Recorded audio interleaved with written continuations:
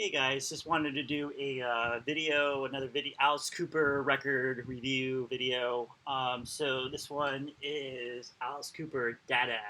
Now, this is the last album during the Alice's blackout era.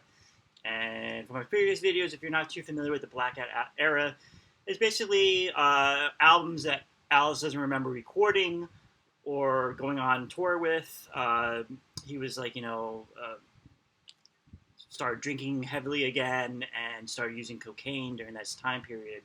So we're talking about the early 80s. Started with Flush the Fashion, 1980, 1981's Special Forces, 1982's Zipper Catches Skin, and then finally this one, 1983's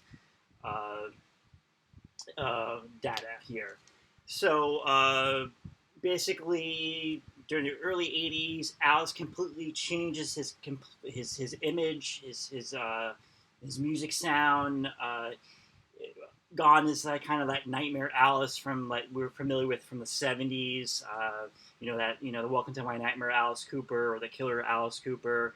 After from the Inside of 1978 album, he kind of completely gives up that, changes. It was always kind of a question of why he decided to go in a different road, a different way. But I guess because the music industry was changing in that early '80s, and during this time period, was a lot of the use of like synthesizers. And this album is full of this like synth. I think it was called the Fairlight something. But they used a lot of synthesizers. As you can see, the cover here. This is really just talk about the cover here. It's almost almost like a painting here, and like a face. If you pull back, there's like a face, and these are supposed to be kind of like Alice Cooper, face right there. But let's really go back to this was released in 1983. And if you saw this in the record store, you might actually skip this over. For one thing, the Alice Cooper name is really small on here. And if you're going through it, looking through a bunch of records, you think maybe you're looking at the cover, oh, this must be a classical album or something. I'm not, this is and at this point of Alice's career, it's almost like he had disappeared. He hadn't done any tours. His last tour was Special Forces. So it was I think they stopped, I think they did the England tour or the UK tour for that. And then I think it was February of '82. And that was it. So he didn't tour. The previous album before this was Zipper Catches Skin, and he didn't tour that at all. And then he came out with this one. So basically, this is his last album with Warner Brothers. Warner Brothers with Alice throughout the '70s, and they pretty much have given up on him at this point. The albums were not selling. This experimental music that Alice was venturing into was not working. The new Alice was not, it wasn't working, and they weren't making enough, the albums were not selling. And, what most places, in life, it's not what you do with them, a year ago, 10 years, 5 years ago, or a week ago, is what can you do with them today. And if Alice wasn't making money for the record company, they're not going to promote the album. So they did absolutely pretty much nothing to promote this album. And you can see a very, bland, packaging, nothing really special at all. You got the back here. There's a young picture of Alice. And then on the back here, you might not be able to see it on the camera because the writing is really, really small. But it just gives you the lyrics of the album. So Alice, at the time, maybe trying to, get back to the glory days of maybe the '70s. Bob Ezrin's back, and Bob Ezrin worked on a lot of Alice Cooper albums in the '70s. The big one, Welcome to My Nightmare. Lace and Whiskey. A lot, and even the earlier ones. I think Love It to Death. $1 Billion Babies. But he was he was kind of like the producer with Alice. So now he's back, and Dick Wagner wrote majority of the songs with Alice, and he was a guitar player with Alice on Welcome to My Nightmare. And if you search on YouTube, Dick Wagner's interview, Dick Wagner DaDa interview, he talks about, he's on a podcast many years ago, and he talked about this album. And he talks about how this was kind of like fulfilling a contract with Warner Brothers.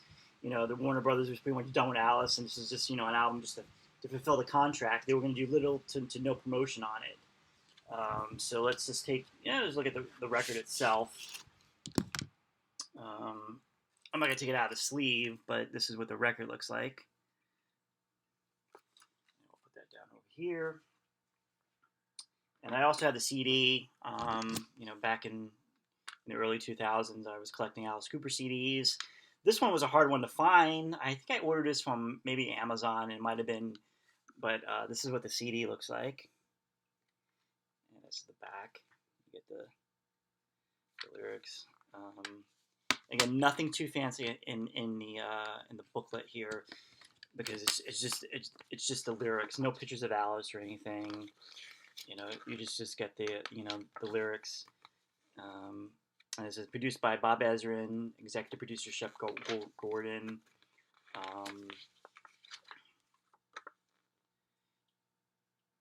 And then they just give you the inner notes, who played on the album and that. But yeah, Dick Wagner has a really good, interesting, because there's not much about this period of Alice's career. There's not much on it. So I thought the interview was really interesting, in that time period. But let's go through so the songs. There's only there's 9 songs on this track on this record, and one of them is like an instrument. The first song is as DaDa, and it's more of an instrumental piece, and it's not it's not any Alice singing on it. So really, you only have 8 songs on here. So that's kind of most albums are I think 10 or 11 songs. So this one, only 9 songs on here. So let's go through the CD real quick. I'll just open. This is what the CD. If I didn't show you, this is what the CD looks like. So the tracks are: you have DaDa, Enough's Enough, Formerly Warmer, No Man's Land, Dyslexia, Scarlet and Sheba, I Love America, Fresh Blood, and Pass the Gun Around. So again, when I talk about, I'm not a music expert or anything like that, but this used a lot of the synthesizer sound to it. So none of these songs have ever been played live. It's almost like a forgotten album. There was no tour for DaDa. There was no tour. Like I said, the last tour he did at this time was Special Forces. And I think the last part of that was in the UK, and that was 1982. So this was no tour for this album, which is a shame. No, nothing really to promote it, And I talked about in a previous video where, MTV just started. But again, this probably wouldn't be an album that they would have been promoting on MTV. So this is 1983. So right before when the hair bands become a big hit, bands Guns and Twisted Sister and Bon Jovi and stuff like that, Poison and those bands, in the mid '80s really start to hit it off. So this is kind of Alice's last album for 3 years. So he doesn't, again, goes away from the music industry to pretty much heal up, recover from, he got his alcoholism and, try to beat that cocaine addiction. And again, you got some really good songs on here. Again, if you're an Alice Cooper fan, probably in the, taking yourself, again, like I always say, think of back in the, in 1983, and you're probably if you were stayed with Alice Cooper, and through all this, through Flush the Fashion, Special Forces, Zipper Catch Your Skin, and you're so loyal to him, this album might have confused you, or might have you might not have liked it, I guess, because I wouldn't say it's more of it's really different, very unique album. But I think over time people have kind of I think people have a new respect for it over time. Now, when you talk about, people listening, the Alice's best albums and stuff, I think this might be maybe in the top 10 in some people's, categories. Like I said, a lot of these songs, are probably it's sad that a lot of these songs, have never been played live. They've been kind of like, I mean, he's just been on this album, and it's kind of like, I mean, I guess there's a lot with like rock stars, when you have a lot of catalog, and you do a lot of albums, a lot of songs kind of get like lost, and it's like you put it in like a vault, and you never play, you never hear them again.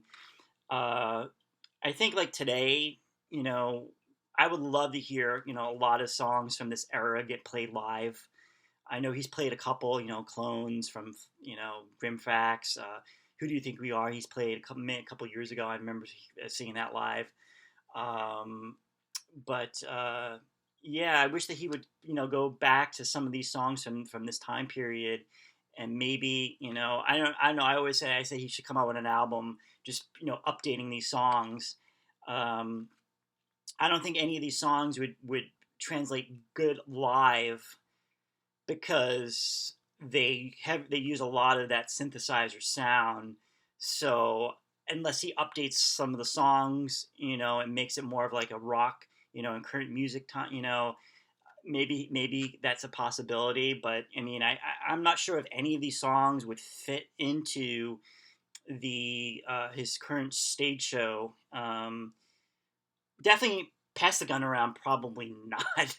But Pass the Gun Around I like that song because it has a really good guitar. Like I think, of course, Dick Ragnar, really good, guitar in it. Um, Fresh Blood, maybe not. I mean, I Love America is a good song, but it's such that 80s like references in it, so it's kind of like dated. Unless he's like does a kind of like an updated version of that with new stuff from this current time and stuff. Um, Scarlet and Sheba. I mean, that might be something that he could play. Uh, add to today's set list. Dyslexia, No Man's Land, Formerly Warmer is a good song. Enough's Enough, but this is kind of like it was kind of like a concept album, and one of the things what I really enjoy about Alice Cooper is like sometimes with the his albums kind of have like a storyline, kind of a concept. This one's a little bit confusing, but it has something to do with some cannibalism and stuff like that. But sometimes when I'm listening to it, I kind of like thinking about what this could have been a soundtrack to, like a kind of like a horror film in the mid '80s, and that would have been kind of cool. So yeah, this is DaDa, and Alice was away from music for 3 years afterwards. He goes away, and eventually he comes back to the old Alice in Constrictor, and we'll do a review of Constrictor another time. But I just there's a part of me, I always enjoyed this time period in Alice's career. I'm the most interested. I'm like more interested in this time period than any of his Alice's career. I'm just fascinated by it, and definitely recommend if you're gonna start collecting Alice Cooper albums, you should definitely add this. It's gonna be different. It's not gonna be that '70s sound, and it's very unique. And one of the things I like about Alice, and he gets, I don't think he's mentioned enough about this, that his way of adapting to what's going on in the music industry. He's not one dimensional. He doesn't just do one, just rock. You look at the stuff even in the '70s when he does a lot of, like when he did like ballads and stuff like that.